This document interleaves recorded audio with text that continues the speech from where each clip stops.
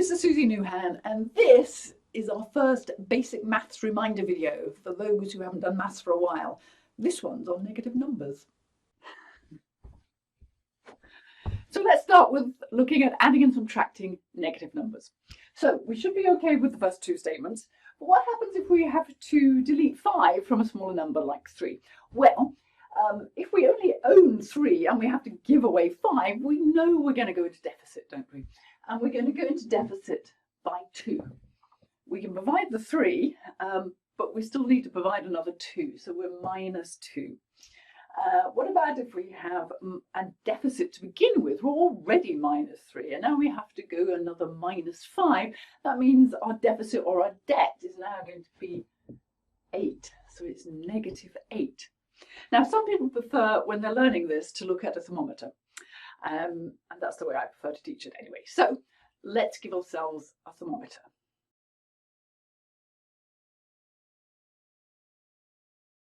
So I always pick on Moscow.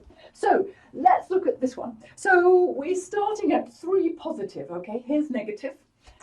We're starting there, and so the temperature is 3, and it's going to drop by 5 degrees. So what happens?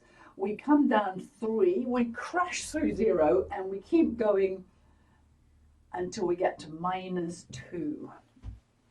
And let's look at this one. Here, we're already at minus 3. We're already down there in the cold zone. And we need to come another 5. So we need to go down 3, 4, 5. And there it is, minus 8. So just a little notation here. If we have 3 minus plus 5, or if we have plus minus 5, when we see the plus and the minus together, you could think of the minus being a stronger sign. The plus keeps things the way they were. The minus flips it to the other sign. So this is still minus 2, and this is still minus 2. But it shouldn't be written like that, but if it is, more likely it would be written like this, and that would stay the same. The bracket's sort of redundant there, but it makes it look a little neater. So don't be put off by plus minus, minus plus. It always means minus. And how about multiplication? Should be okay with this one. So we find that if we're multiplying and one of the numbers is negative, the whole answer is negative. Here, the other number is negative, but it's still the case that one of them is negative, so the answer is negative. But, and here's the somewhat surprising result, if they're both negative, the answer is positive. So that little chart's worth writing down somewhere and just remembering.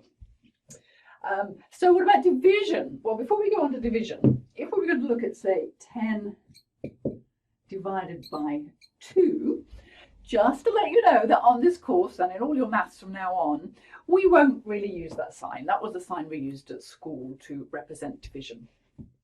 How we're going to write that instead is 10 over 2. Something over something means a division, and so we need to get used to that. And so division, well, you'll be pleased to hear that it is consistent with the multiplication results. 2 positive number makes a positive result. If we divide 2 into a negative number, the answer will be minus 5. If we divide a negative number into a positive number, the result is still minus 5. But just like with multiplication, if they're both negative, the result is positive. So just one more note about this way of writing a division.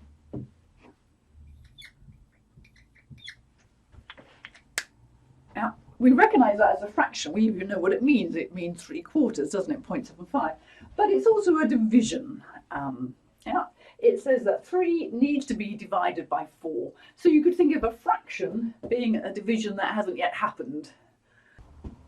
Now, there'll be lots of situations when your calculator can do this for you, but you must learn this because when you're doing algebra, you have to sort it out yourself. Anyway, I hope that was helpful.